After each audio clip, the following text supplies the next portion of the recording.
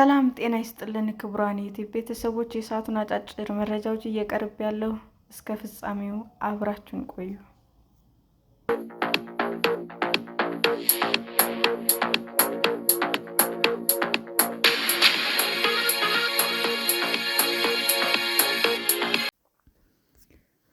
ኤርትራ ትርጉም የለሽ ውዝግብ ውስጥ ለመግባት ፍላጎት የለኝም ስትል የኢትዮጵያን ክስ አጣጣለች።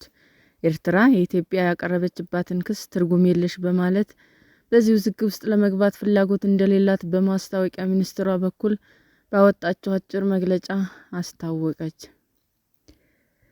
የኢትዮጵያ የውጭ ጉዳይ ሚኒስትር ኤርትራ ወደ ኢትዮጵያ ግዛት በመግባት የተወሰኑ አካባቢዎችን ተቆጣጥራለች፣ እንዲሁም ታጣቂዎችን ትደግፋለች ሲል ቅዳሜ ዕለት በጻፈው ደብዳቤ ክስና የድርድር ጥያቄ አቅርቦ ነበር። ኤርትራ ለዚህ ክስ በሰጠችው ምላሽ ትርጉም የለሽ ውዝግብ ውስጥ ነዳጅ ለመጨመርና ሁኔታውን ለማቀጣጠል ተነሳሽነቱንም ሆነ ፍላጎቱን እንደሌለው በመግለጽ አጣጥለዋለች። የወደፊት አጀንዳዎችን ለማስፈጸም የቀረበ የውሸት ውንጀላዎች በሚል ርዕስ በወጣው በዚህ የኤርትራ መግለጫ የኢትዮጵያን መንግስት ክሶች ሐሰትና የፈጠራ ሲል ውድቅ አድርጓል። የኢትዮጵያ ውጭ ጉዳይ ሚኒስትር የካቲት 30 2018 ዓ.ም ለኤርትራ ውጭ ጉዳይ ሚኒስትር በጻፈው ደብዳቤ ላይ የኤርትራ ሰራዊት ተቆጣጥሯቸዋል ካላቸው ሉዓላዊ ግዛቶች እንዲወጣና ለድርድር ዝግጁ እንዲሆን ጠይቋል። ዶክተር ጌዲዮን ጢሞቴዎስ የኤርትራ ወታደሮች በኢትዮጵያ ሰሜን ምስራቅ ድንበር ከዚህ ቀደም ከተቆጣጠሩት አካባቢ የበለጠ ዘልቀው እንደገቡ በደብዳቤያቸው ላይ ገልጸዋል።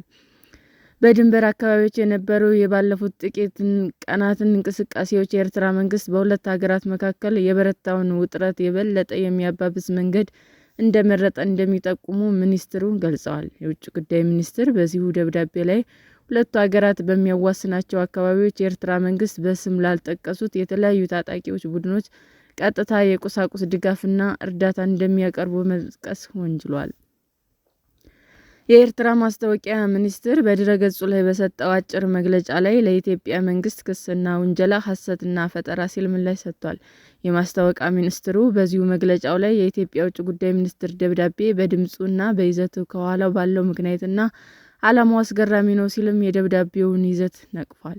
የኤርትራ ማስታወቂያ ሚኒስቴር በመግለጫው ላይ በሚያሳዝን ሁኔታ በኤርትራ ላይ ከ2 ዓመታት በላይ በቆየው የጥላቻ ዘመቻ አካሄድና አዙሪት ውስጥ ሌላ አሳዛኝ ተግባር ነው ሲል የኢትዮጵያን መንግስት ደብዳቤ ይዞት ኮንኗል። የኤርትራ መንግስት በዚህ መግለጫው ላይ ከዚህ ቀደም ያለውን በማስታወስ የኤርትራ መንግስት ትርጉም የለሽ ውዝግብ ውስጥ ነዳጅ ለመጨመርና ሁኔታውን ለማቀጣጠል ተነሳሽነቱም ሆነ ፍላጎቱ የለም ብሏል። የኢትዮጵያ ውጭ ጉዳይ ሚኒስትር የካቲት 30 2018 ዓ.ም ለኤርትራ አቻቸው በጻፈው ደብዳቤ ላይ ኤርትራ የኢትዮጵያን ሉዓላዊ ድንበር በመጣስ በሰሜን ምስራቅ አቅጣጫ የሚገኙ አካባቢዎችን ተቆጣጥራ እንደምትገኝ ገልጿል።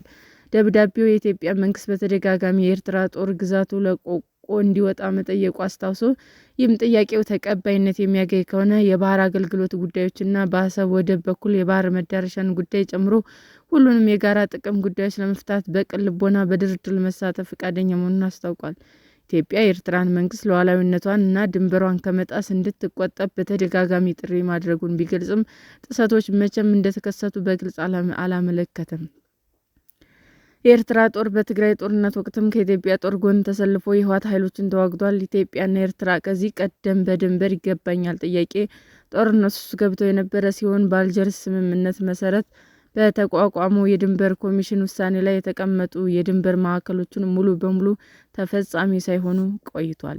ኢትዮጵያ የኤርትራ ወታደሮች ሉዓላዊ ግዛቱን ጥሰው በኃይል የተቆጣጠራቸው ስፍራዎች መኖራቸውን ስትገልጽ ይህ መጀመሪያው አይደለም። ባለፈው ዓመት ሐምሌ ወር ላይ በተባበሩት መንግስታት ድርጅት የኢትዮጵያ ተወካይ አምባሳደር ጸጋአብ ከበበው የኤርትራ ጦር አባላትና በኢትዮጵያ ድንበር አካባቢ ያሉ ስፍራዎችን ተቆጣጥረው እንደሚገኙና የከፉ የሰብአዊ መብት ጥሰቶች በድንበር አካባቢዎች እንደሚፈጸሙ ሪፖርቶች መውጣታቸውን ቀጥለዋል ሲሉም ተናግረው ነበር። በመስከረም ወር መገባደጃ ላይ የኢትዮጵያ የውጭ ጉዳይ ሚኒስትር ለተባበሩት መንግስታት ድርጅት ዋና ጸሐፊ አንቶኒዮ ጉተሬዝ በጻፈው ደብዳቤ የኤርትራ መንግስትና ህዝባዊ ወያኔ ሓርነት ትግራይ ድምጽ በሚል ጥምረት ኢትዮጵያ ላይ ጦርነት ለመክፈት እየሰሩ ነው ሲልም ከሷል። የኢትዮጵያ መንግስት በተደጋጋሚ ላቀረበው ክስና ውንጀላ የኤርትራ መንግስት ውድቅ ሲያደርግ ቆይቷል። ኢትዮጵያ የኤርትራ መንግስት ከህወሓትና ከፋኖ ጋር እየሰራ ነው ስትል መወንጀሏም ይታወሳል።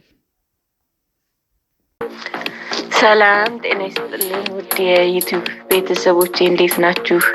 አዲስ ጀማሪ ነኝና ሰብስክራይብ ያደረጋችሁ አበረታቱኝ። አመሰግናለሁ። ዩቲዩብ አድማጮቻችን ለሰዓቱ ያቀረብኩላችሁ አጫጭር መረጃዎች ይህንን ይመስል ነበር። በሌላ መረጃ እስክንገናኝ ሼር፣ ላይክ፣ ሰብስክራይብ እንዲሁም ቢቀርብልን የምትሉት መረጃ ካለ ኮሜንት እያደረጋችሁ ቸር ቆዩን።